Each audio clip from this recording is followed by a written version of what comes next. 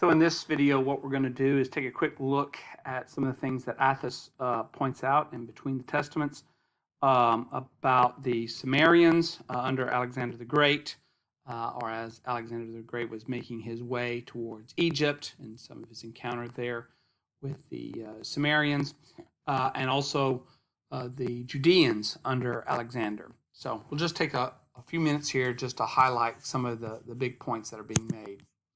So, first of all, the kind of governor of Samaria at this time, and so it was under Persian rule, and so their governor, Joshua, is going to surrender to Alexander. Now, Joshua is the son of Sanballat II.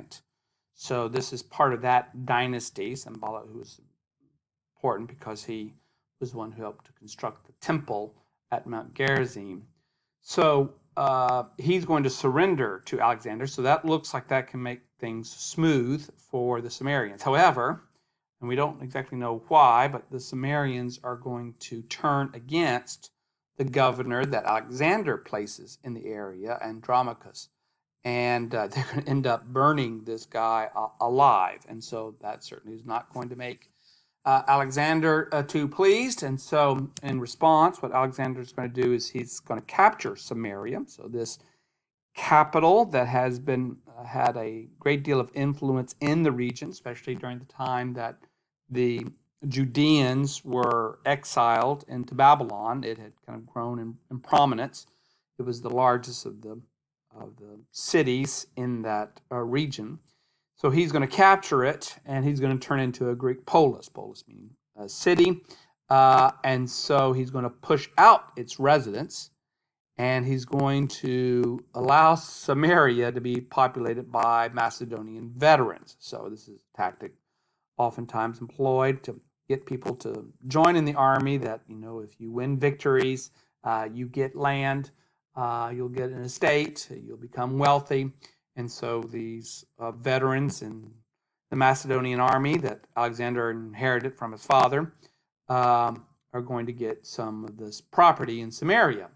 So one needs to kind of remember that about Samarians in the New Testament time, are how much of them are offsprings or descendants of these Macedonian veterans. But he also built a garrison there, and he's going to build garrisons all along the coast because it's going to be important for him to have a place to make his armies rest, soldiers rest, but when he is going to need to defend, as were any advances that could come back from the Persians, at least at this stage. He's thinking that. Or even if there should be a rebellion in Egypt later on and wanting to push back against Alexander's empire. So what happens then, we get a lot of displaced Samarians. So a lot of them are pushed out, and so they congregate or start to populate around Shechem. And this is located at the foot of Mount Gerizim. So here's how Shechem becomes a place for these Samarians. And again, they can give their attention to Mount Gerizim as the place they consider is the right place to worship Yahweh. So it's kind of interesting to see this development of these people and how they get moved around, and the impact of Alexander in relocating the people of Samaria. Now, we'll just go over then to the Judeans under Alexander. Well, one of the things that's kind of interesting is there is no archaeological or literary evidence that Alexander had to take Jerusalem by force. And so that's kind of interesting, So in other words, that seems to indicate that those in charge kind of saw the writing on the wall, as it were, and knew that it was wise or politically shrewd to go ahead and make some kind of alliance. Now, the high priest Jaddua, out of loyalty to Darius, had earlier refused Alexander any Judean soldiers when Alexander was trying to take Tyre. At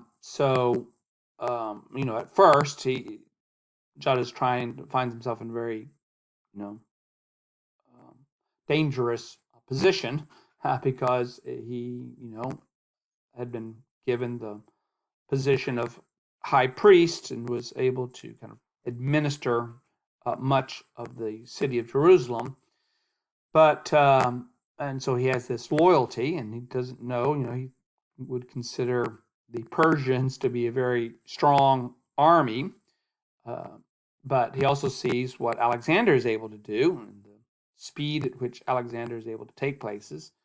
Tyre has not yet fallen, and so he's got to make as best as he can an astute decision. So he decides to go with Darius, and so not providing these soldiers to Alexander. But Alexander is going to become victorious over Tyre after a very lengthy siege. And once he has done that, then Darius realizes that, okay, well, I've got to make an alliance here with Darius.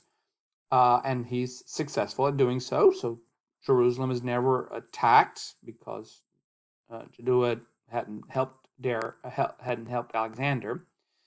And he probably, or likely, according to Athos, brought men to help Alexander fight, especially as Alexander is making his way on into Egypt. He doesn't know yet how the Egyptians are going to receive him.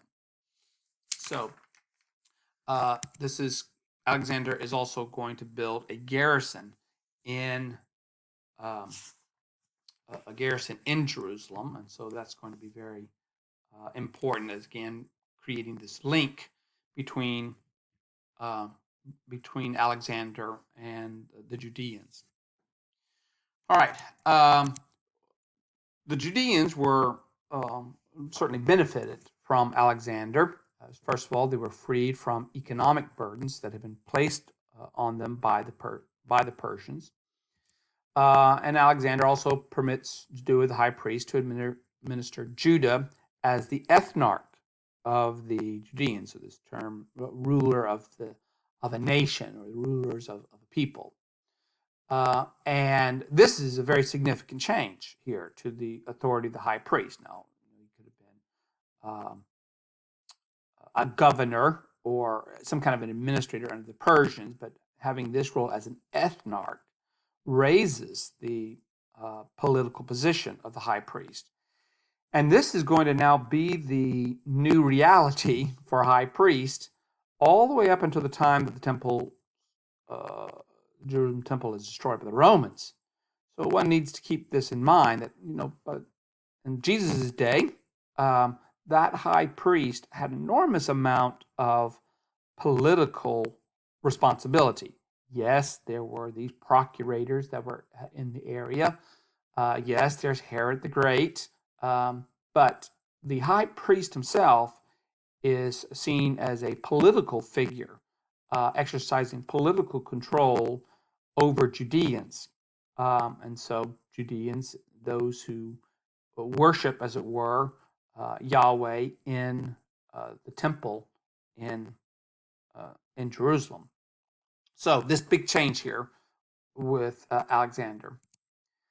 Now, the priesthood found itself in need of keeping alive Davidic hope. So what they're going to do is expropriate Zion theology, as Athos describes it. So the reason why they need to do this is because it's in the Davidic hope, the city of David, David's heir. There would be a David's heir. Helps to focus why Jerusalem is important as opposed to Mount Gerizim. So there's this need to make sure that Judeans always are looking to Jerusalem as the place where David built a house for the Lord, or wanted a house for the Lord, at least where Solomon builds it.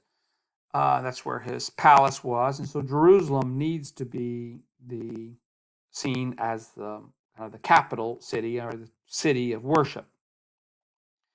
But at the same time, they also need to defer, kind of indefinitely, any actualizing a Davidic heir. So in other words, the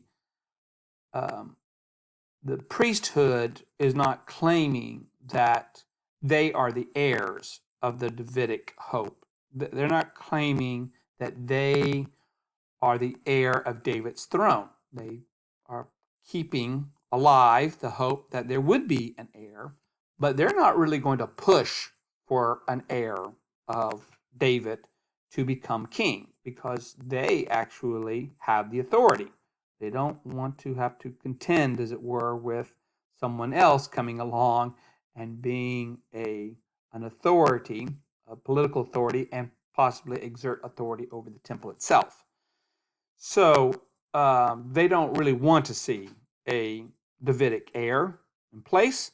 They're very happy with the high priest and the priesthood, chief priest running things.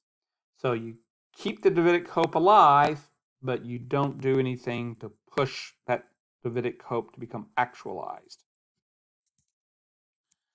And finally, I'm just going to point out that one of the things that Athos notes is that there's quite a bit of activity in connection with prophetic traditions that are going on in Jerusalem during this time. He, picking up things like out of Zechariah, which he sees some parts of Zechariah as being written during this time, after the time of Alexander's activity with Jerusalem.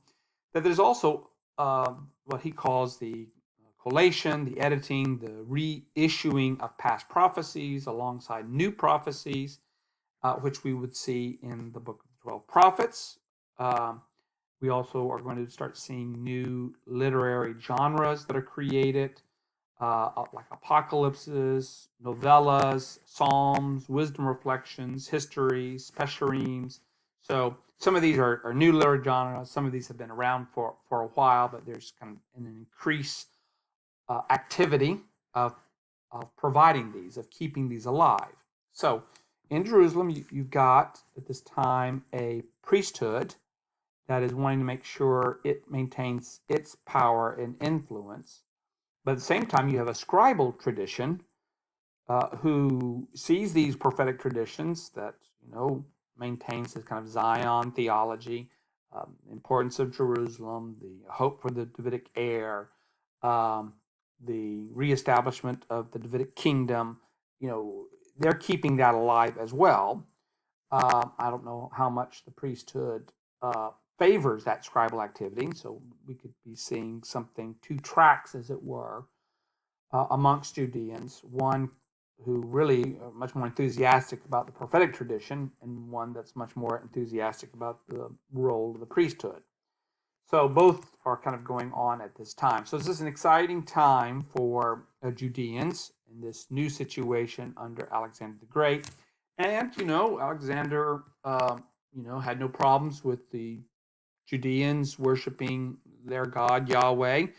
He probably saw it as what you call our God Zeus. So you're worshiping, our God in your way, and we worship our God in our way. And so he was, kind of content to allow that to happen and not impede any of the kind of cultic activities that the Judeans were involved in. So Alexander particularly, maybe not so much his generals, but Alexander in particular was quite tolerant of diversity in ways in which people sought after the gods and thought to interact with the gods.